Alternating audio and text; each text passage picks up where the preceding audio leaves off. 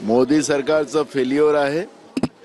भाजपने ज्या पद्धतीनं 56 इंचीचा सीना दाखवून आणि या देशाची सुरक्षा आम्हीच करू शकतो अशा पद्धतीचं खोटं आश्वासन देऊन या देशाच्या लोकांना बुद्धू बनवलं आणि त्या भरोशावर सत्ता घेतली।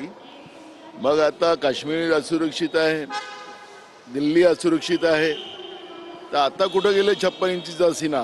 याच्यामध्ये आम्हाला राजकारण करायचं नाही आहे। मला भाजपचं काय उत्तर येणार ते आम्हाला माहिती आहे, पण ज्या पद्धतीनं दिल्लीतलंही सरकार यांचंच, केंद्रातलंही सरकार यांचंच, मग हे आतंकवादी या देशामध्ये आले कुठून?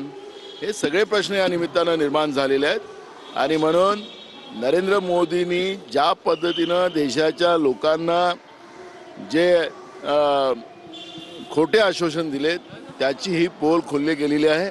ही घटना आमच्या देशावर हा एक प्रकारचा भ्याड हल्ला आहे। या भ्याड हल्ल्याचा आम्ही निषेध करतो।